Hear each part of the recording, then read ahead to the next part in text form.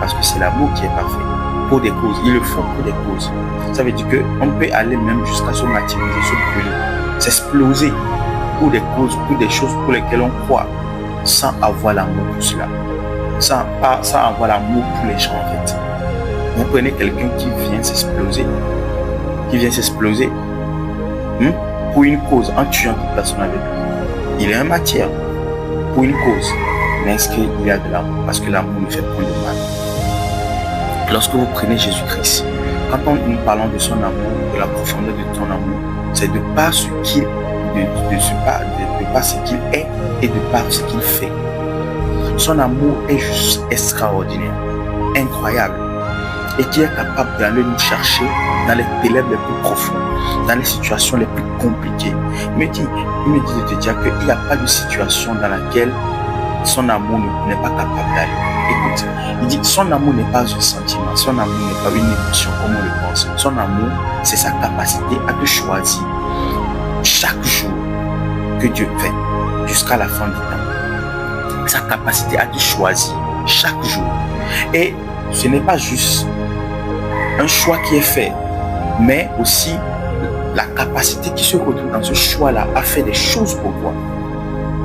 Ouais. Il dit, il n'y a rien sur cette terre que Dieu ne pourrait pas faire pour toi, pour te voir heureux, pour te voir en joie, pour te voir épanouir, pour te voir devenir la meilleure version de toi-même. Et il a démontré au travers de son Fils Jésus-Christ. Son amour, ce n'est pas des émotions, son amour, ce n'est pas des sentiments. Son amour, c'est sa capacité à te choisir. Il t'a choisi à la croix, il continue pas te choisir aujourd'hui et continuera pas te choisir. Mais la question de savoir, est-ce que toi tu te laisses choisir? Vous savez, c'est une chose d'aimer les gens, mais c'est une autre chose de se laisser aimer. Il y en a beaucoup qui ont traversé tellement de situations compliquées qu'ils ne veulent pas se laisser aimer. Avant de terminer, Dieu m'a dit de parler de ce petit truc. Il me dit qu'il est pour vous un père.